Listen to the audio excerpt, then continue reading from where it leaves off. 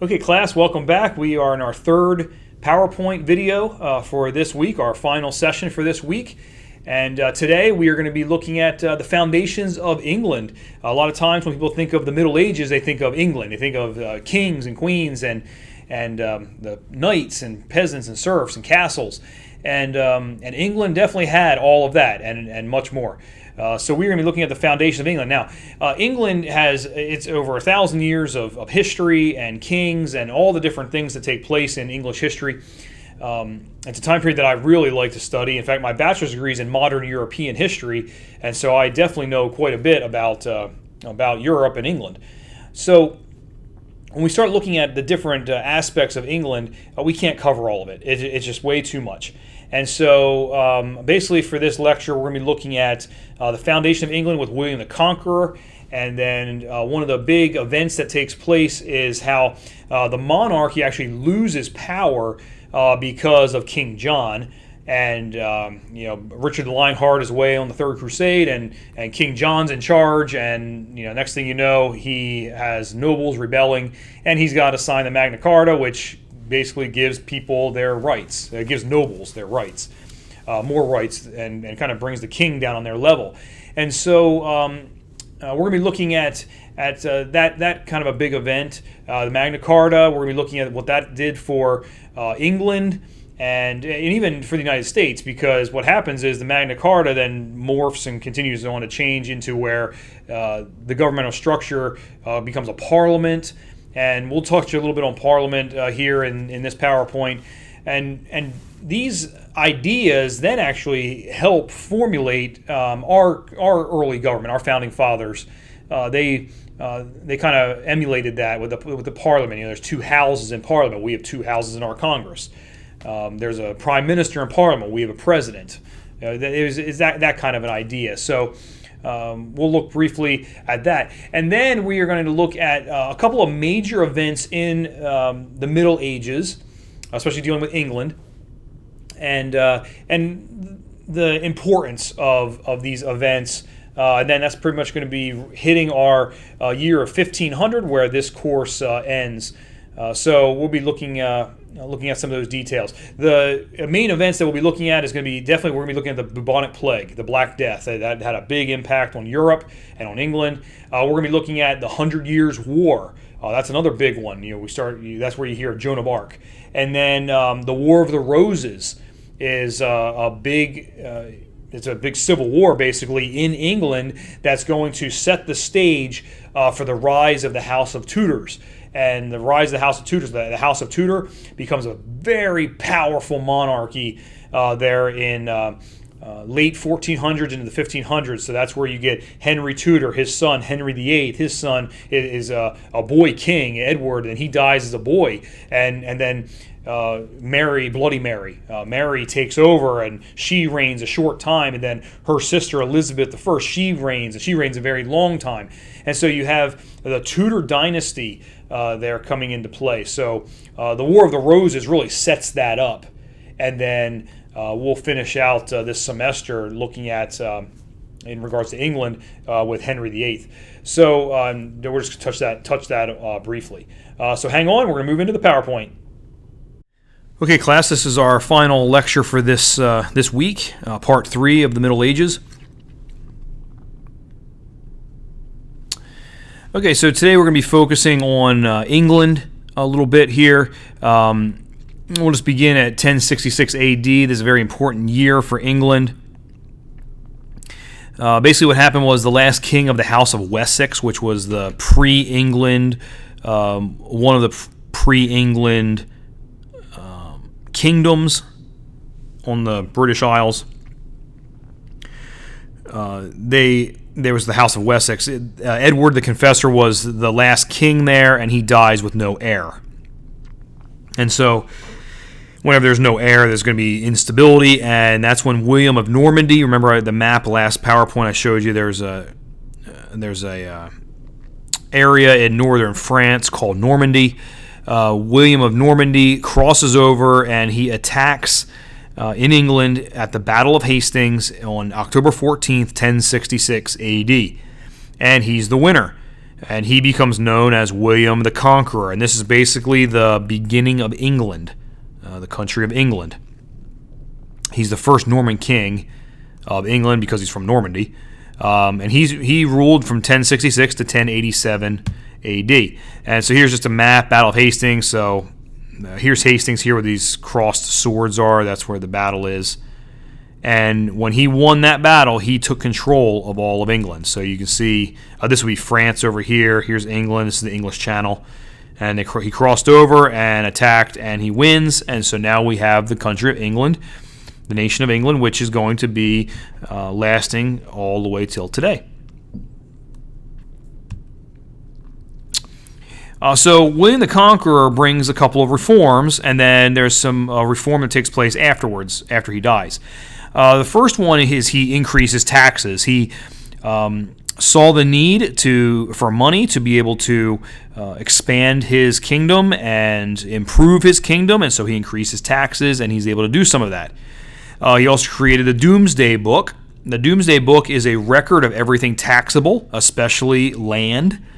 They had land tax, and so Doomsday Book recorded everything that was taxable, and then it was taxed.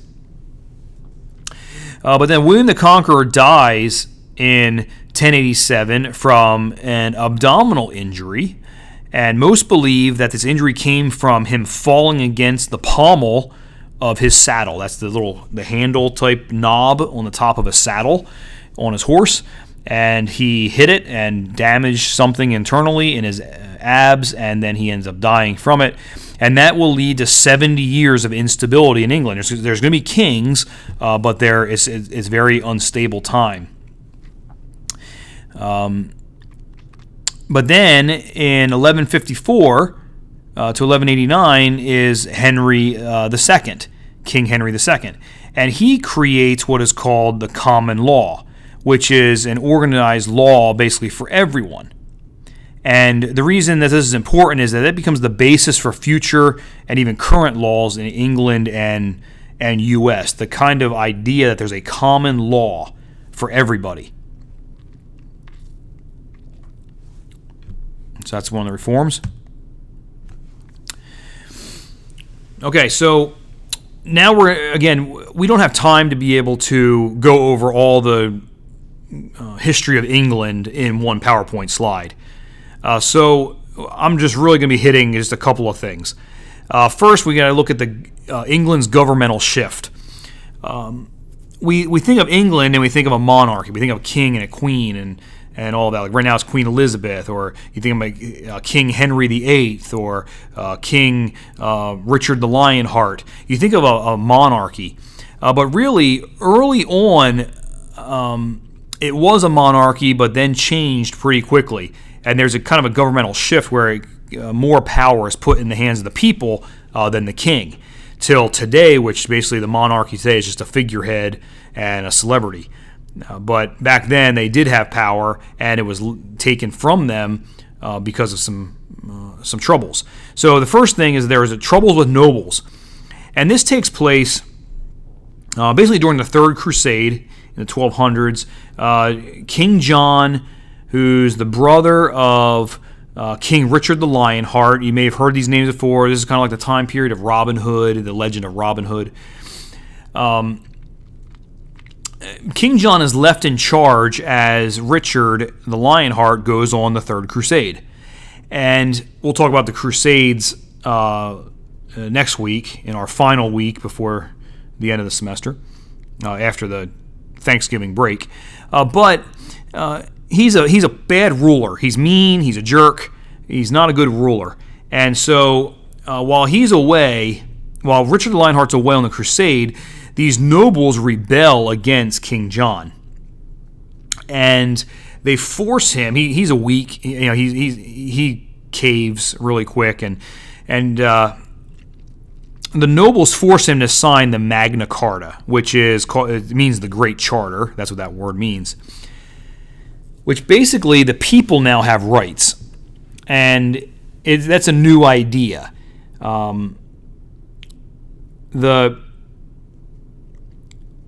The people have rights that are basically equal to the king, and And there on the slide, you actually see it says the king is not above the law. So basically, before it would be like the people didn't have any rights, and it was just the nobles that had the rights. Well, now it's like the people have rights, and the king can't just go off and do whatever he wants.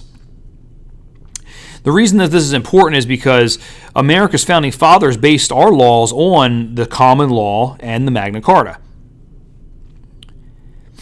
That's basically where we kind of get our idea with our Constitution, that there's a common law for everybody, and we have the U.S. Constitution that does that.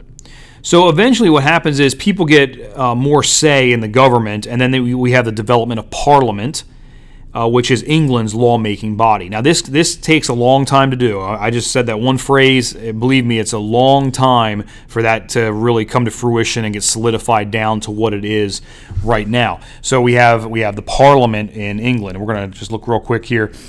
England's Parliament has a House of Lords and a House of Commons. The House of Lords is the upper house. The House of Commons is the lower house. But the House of Commons is the most important. The House of Lords, they're appointed by position because of their nobility. They're the ones that scrutinize the bills approved by the House of Commons. They review and amend the bills from the House of Commons, and there's also no fixed number of seats. The House of Commons, which is the most important, is by election. The people are put there elected by the British people. There's 650 seats. They control the government finances, which is a big deal. That's a really big deal. And basically, whoever controls the finances controls the government. And then they keep tabs on government administration. So this is kind of just a quick little look at Parliament in England today with what they do.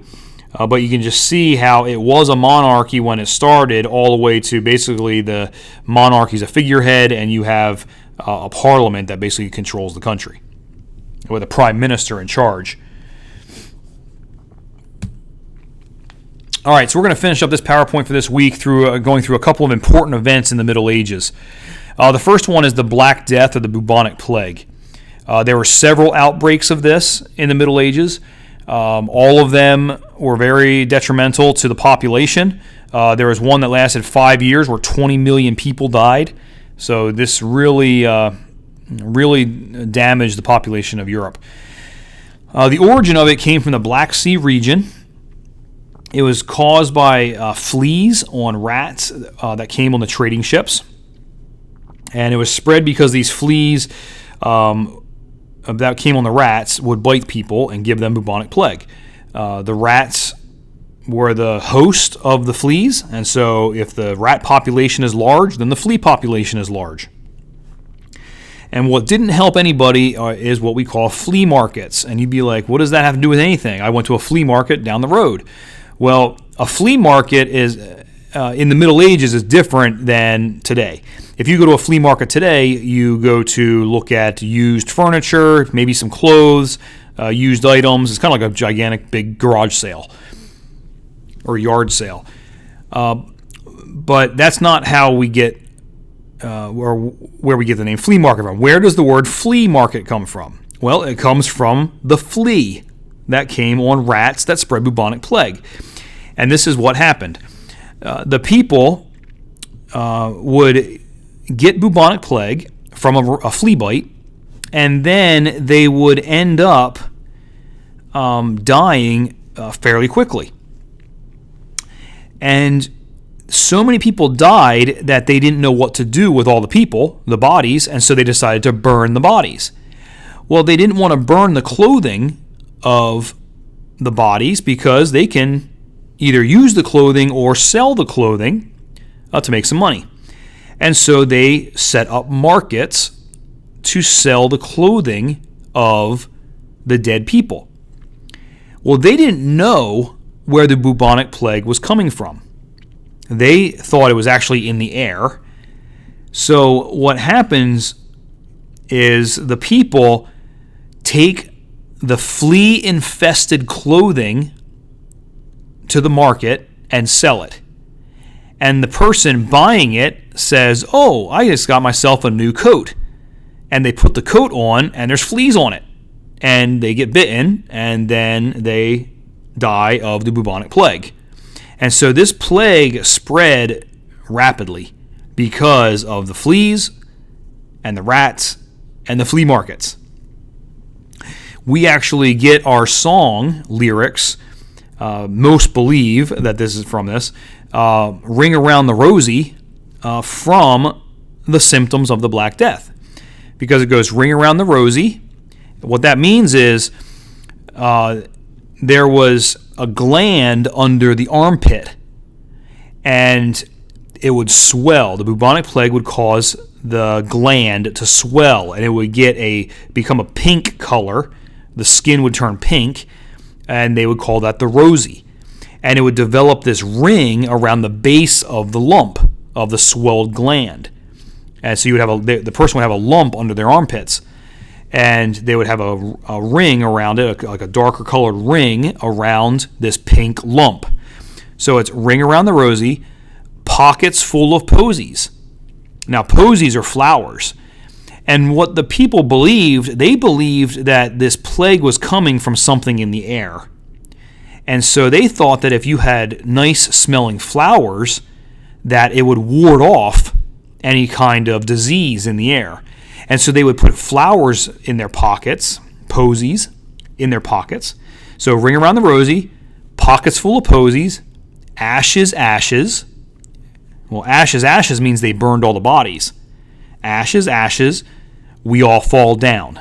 And the final phrase of that little jingle is everybody dying. So that's a nice song that we sing as children, and it's really about the Black Death.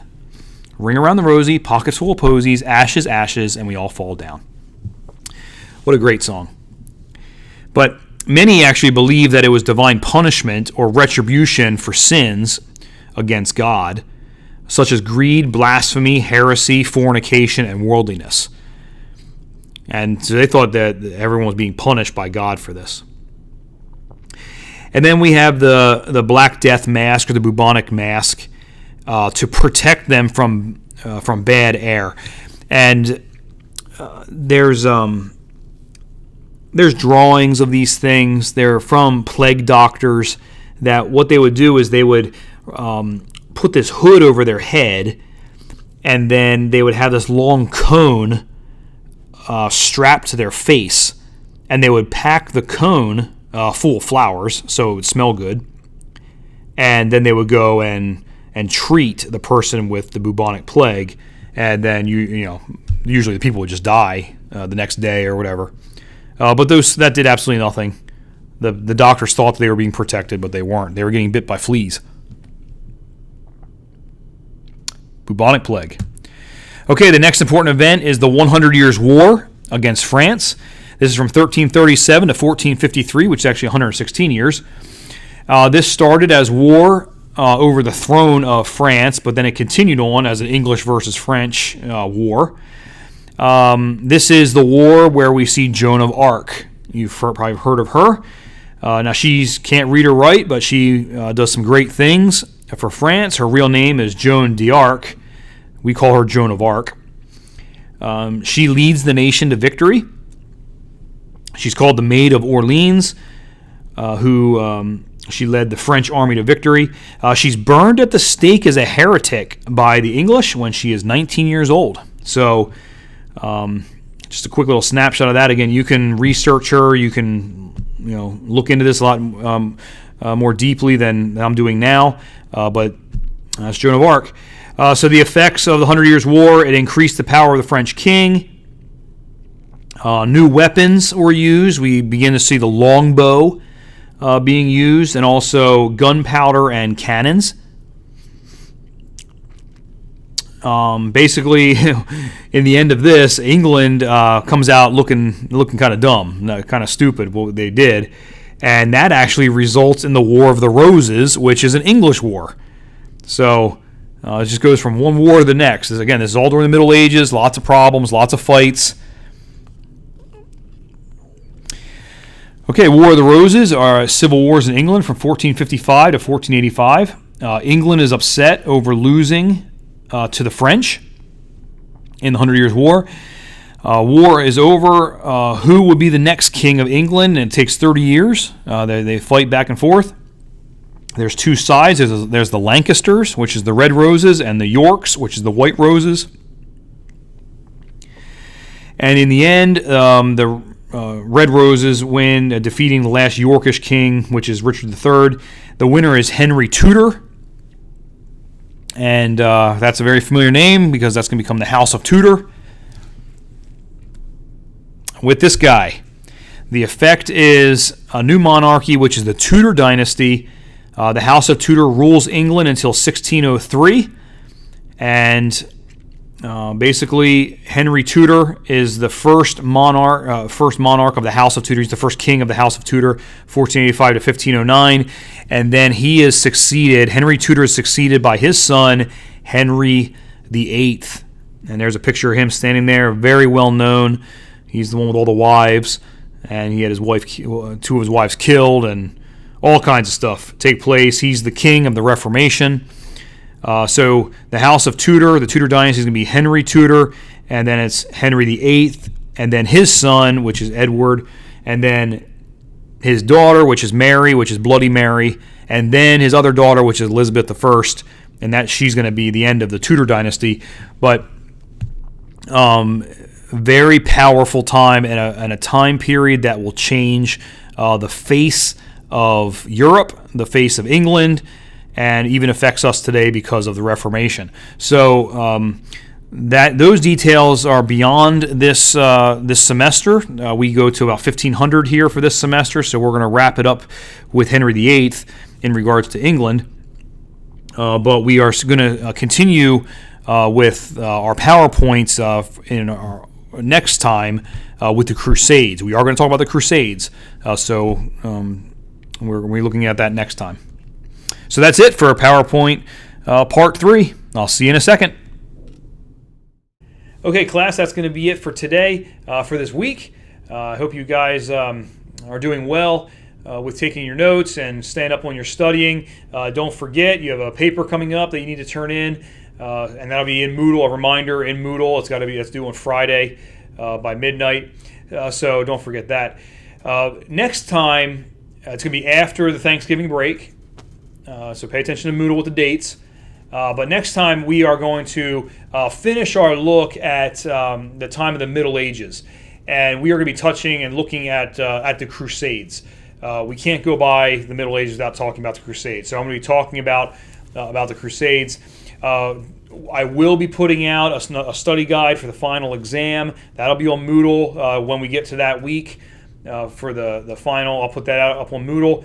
And again, it's not cumulative, so it's just going to be from last lectures with the Islam. So it starts with Islam, and it's going to go to the end of the lectures, which is going to be coming up here with the Crusades. I think there's one might be after that. I'll have to look at the syllabus, but it's just going to be this last section. So from the third exam to the end, that's where we're going to be for the last exam. So, but I'll have a study guide for all of that. And like I said to the class in the classroom, I'll say it to you guys. Everyone did really well on the exam for the most part. A couple of grades, maybe one or two students had some issues with some grades, but majority of the students did really well. Online students, you guys had the highest grades than the classroom students. Classroom students, there were 3 people with 98s in the classroom. 3 students tied with 98s, but on the online there were 2 98s and a 100. So classroom and online, you guys are doing really well. So anyway, I just want to give you a quick update on that. But I will be putting out a study guide for the next exam. So hopefully we can all get you can all get 100s on the final exam, which again is not cumulative. It's going to be a regular exam. So no worries, no worries there. Okay, other than that, I don't have anything else. I'll see you next time. Take care.